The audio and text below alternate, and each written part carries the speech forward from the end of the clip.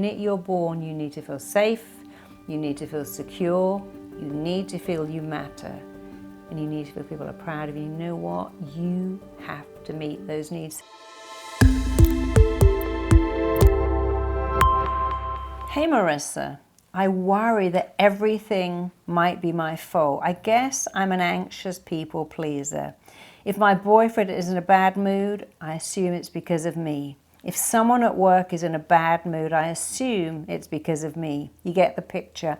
I'm always on edge about people being annoyed with me. How can I stop thinking like this? Well, that's a great question.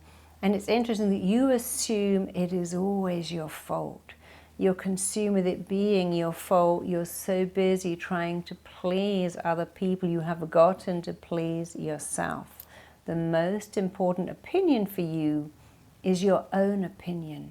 And I find that people who are people pleasers say sorry a lot. Oh, I'm sorry, have I upset you? Oh, I'm so sorry, you seem to be in a bad mood. What have I done? And these are statements. So one of the best things you can do as a people pleaser is stop saying sorry. I'm so sorry I can't lend you money. I'm really sorry that I can't help. I'm sorry I can't lend you my car. I'm sorry you're upset. I'm sorry I'm late. Start to change it. Hey, thank you so much for waiting. Thanks for waiting. Thanks for being there. Thank you for understanding. Thank you for recognizing I'm a bit cranky today. Thanks for being supportive. Notice how much you apologize and stop. So instead of saying, oh, I'm so sorry I upset you, I'm really sorry I didn't complete that work, always say thank you for understanding, thank you for listening, thank you for being there. When your boyfriend is in a bad mood, do not say, hey, what's wrong? What have I done? What's wrong? What have I done? Say, can I help you? You seem a little out of sorts. That's cool, I understand. Can I help you? Do you want to talk about it? Often they'll go, no, I'm having a really bad day. When something at work is going on, they'll go, oh, what have I done? What have I done? Why won't you speak to me? Why are you being mean to me? Why are you off with me? What have I done? What have I done is a statement. Go back again and say, can I help you? Is something going on here? You see, you are telling yourself a story. The story is, this is my fault. My boyfriend's annoyed. I've done something wrong. You need to have a better story. See, I could go to my husband and go, well, you're in a really bad mood. You're hardly speaking. You haven't looked up from your phone. What have I done wrong? But I would never do that because I haven't done anything wrong. And how I talk to him is I go, hey, I'm telling myself a story here. We're driving and I'm asking you a question, you're not answering me. You're not giving me any attention. I'm telling myself a story. You're not interested in me.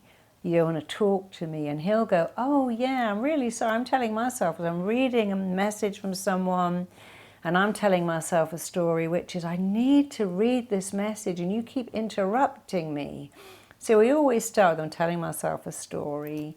You don't care because you go to bed and I never check all the doors are locked.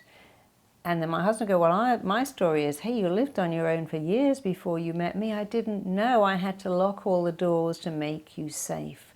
So stop telling yourself a story. Your boyfriend is a flawed person. You're a flawed person. I'm a flawed person. Flawed people get all hung up on stuff that's not about you.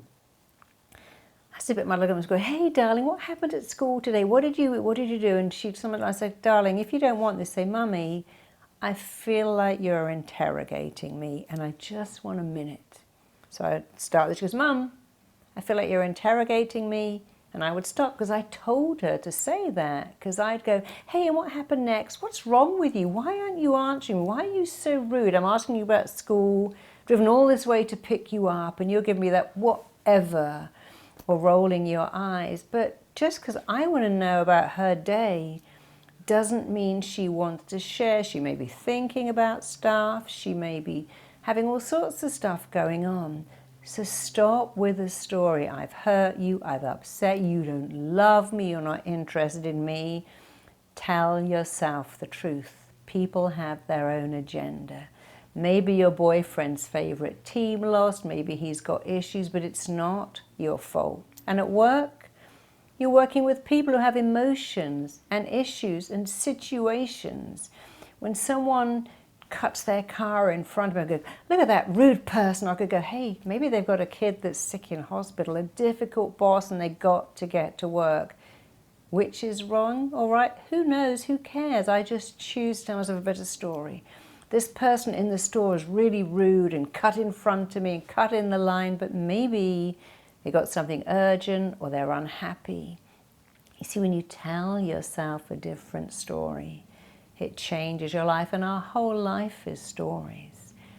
So stop telling yourself it's my fault, I'm getting it wrong, I'm to blame, and tell yourself I live in a flawed world with flawed people, having a flawed relationship. You can't be perfect. Just be you, but really stop apologizing and stop blaming. And imagine how your friends would feel if they said, oh, what have I done wrong? Why are you upset? You're going, no, it's not you, it's me. I'm having a bad day, or I need time to myself. I need time to think. I just need time. People at work weren't very engaging today. My boyfriend's a bit off. Now let me focus on the worst possible outcome. He doesn't love me. He's annoyed that I did something wrong. I upset him. I made him angry. Somehow everyone at work is cross with me, and I'm focusing on the worst possible outcome. Do you know that statistically, not even 10% of what you worry about is ever going to happen? Isn't that amazing? So stop doing the worst possible outcome. Do the best possible outcome. My boyfriend needs time to himself. We all need time. My boyfriend's had a bad day. My boyfriend's going through some stuff, and I can go, hey, I'm here if you want to talk, but I can also totally give you your space. I'm here if you want to be here, but I recognize sometimes you need your own time. You want to talk? No.